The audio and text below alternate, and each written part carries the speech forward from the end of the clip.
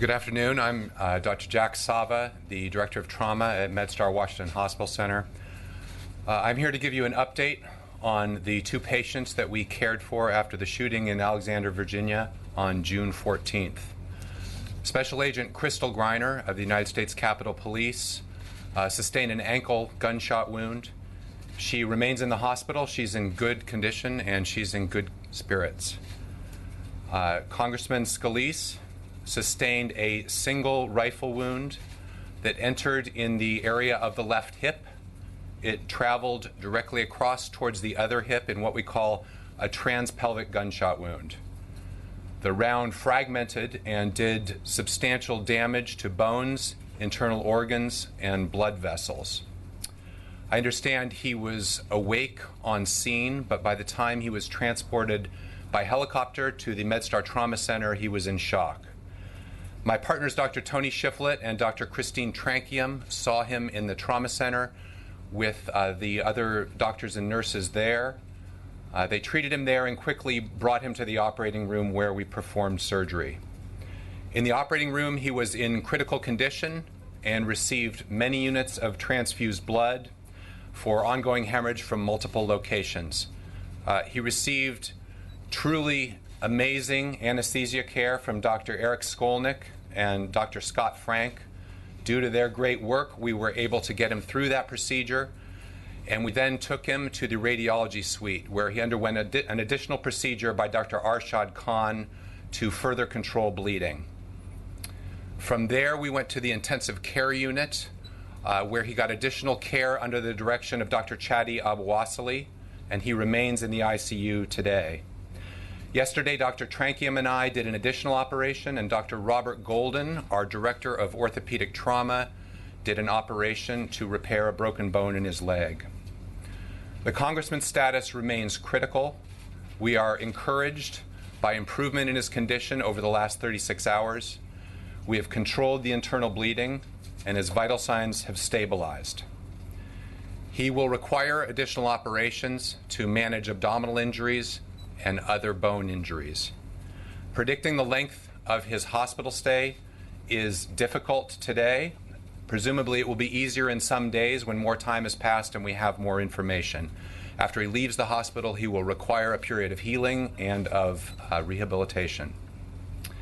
On behalf of the MedStar Trauma Team, I want to thank the special agents on the scene as well as the first responders for everything that they did for those shooting victims. We are all well aware here at the MedStar Washington Hospital Center of all that those folks did to save these people.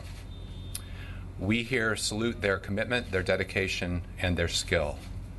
I can answer a few questions, but as Donna said, it's possible that we will not be able to answer all the questions due to privacy concerns. Dr. Sava, just a factual question here. You described multiple procedures. There's been some confusion from them because many of us are not medical professionals. What is the fair assessment of how many surgeries you had? You talked about it going in and out of the radiologic. So what's the best way to characterize these procedures and how many? Well, there's actually a bit of semantic confusion there, and I leave it to you how to characterize. I think the reason for the semantic confusion is he went from an operation to a procedure that I mentioned in interventional radiology. Typically, we don't call that an operation or a surgery, although really it has many similarities. There's anesthesia, and in many ways it resembles an operation. Did he come back up from anesthesia between the two? No. The second possible point of confusion is that yesterday he underwent an operation that involved two separate surgical teams. It was in the same room in one continuous sitting with one set of anesthesia, but at first it was my team doing abdominal surgery and then Dr. Golden's team doing orthopedic surgery. So again, the opportunity for confusion about whether you count that as one or two. And as a medical professional, you would, if you're reading one of our articles, the number you would say would be what to be most accurate? Two. Thank you. What are your major concerns going forward at this point in terms of his recovery, and do you expect Mr. Scalise to live in most respects a normal life, and what are the limitations that you foresee based on your experience? Well, I don't want to get too far out ahead of myself. All of us who care for severely injured patients are very reluctant in the first few days to start predicting which way things can go with all the branches in the road that are to come. Usually, the initial period is about hemorrhage control. And I feel like we've made a lot of progress about that, and hopefully that is not going to be our biggest enemy any longer. Other things to worry about include infections and other complications that come about from intensive care. And in terms of rehabilitation? Well, hopefully you'll have an opportunity at some point to maybe talk to Dr. Golden about the orthopedic aspects. I think that we fully expect him to be able to walk, to be able to do, again, I don't want to speak to Dr. Golden, but my understanding is that he will be able to walk and hopefully run. As far as the degree of athletic limitation, I think I will kick all that to Dr. Golden to answer. Doctor, you kind of addressed this a little bit already, but I think a lot of people heard shot in the hip and then were surprised to hear that he was in critical condition. Can you describe what made these injuries so severe or so difficult to treat? Well, I think I've thought about that because I was surprised by some of the reports also. I would encourage you to talk to your military medical colleagues about what it means to be shot with a high-velocity rifle in the hip region, because most of us would not even think to consider that a benign wound. As I said, in his case, the major initial risk to life is because of the hemorrhage that results when that bullet travels through blood vessels. So it's a bleeding. It's a bleeding thing. Dr. Salva, has he been conscious at all during his time in the hospital? Has he been able to talk to his family, to any of friends or anything like that? Has he been able to take visitors? He's been sedated, but we've been able to turn down that sedation enough for him to respond to his family members, and he clearly knows that they're there and appreciates their presence. Does he seem to understand at all what he's going through at this point? I don't want to get into the details of what I think he's going through. I think that we're happy to see that he can respond to us and to the family. Dr. Talbot, was the broken leg a result of that bullet splintering once it entered his hip, or was that did that happen when he fell after he was shot? No, it was a result of the bullet. Is the bullet, you guys have gotten all pieces of the bullet out? Where are you in that status? Typically, that's the first question that gunshot victims ask is, when are you taking the bullet out? It's quite common that we don't remove bullets and fragments, and that's the case here as well. That I have not counted, but I would guess that there are hundreds of fragments, and usually there's more risk involved in trying to find and remove those fragments than benefit. So we have no intention to try to remove all bullet fragments at this point. And the internal organs that you were concerned about, can you speak more on that? I think we've decided we're not going to get into too much detail about specific internal injuries at this time. Dr. Yes, sir. Agent Greiner, when might she be released? I don't have information on that. Dr. Golden has operated on her, and I don't know the answer to that. Only one surgery for her. She has had one operation at this point. Dr. Golden could answer as to whether additional work will be needed. Bottom line right now, you sound optimistic about your comments. Well, I like to say it's my job to be pessimistic, and so if you accuse me of being optimistic, I feel bad about that. I feel a lot more confident and a lot more optimistic than I did 2-3 days ago. How serious of a situation, how would you describe the seriousness of it when he was first here and the risk that he could possibly die? I would say that when he arrived, he was in critical condition with an imminent risk of death. How long will he be in the hospital, do you think?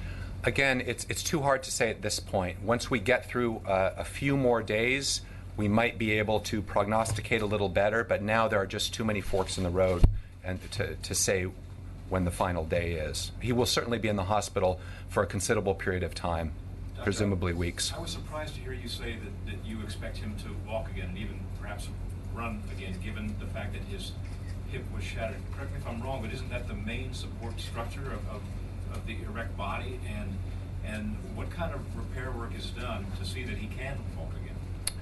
Well, you're correct. It's a critical piece of support for standing and walking. And again, Dr. Golden would be a better person to answer that question. But our orthopedic trauma surgeons are very good, and they can work miracles. In that vein, there's no nerve damage or anything like that that would impair ability? I think also I will sort of stop at the really detailed assessment of each individual injury. Again, we sort of decided that we weren't going to go quite there today. I know you can't say for sure, but has there been any thought to downgrading his condition?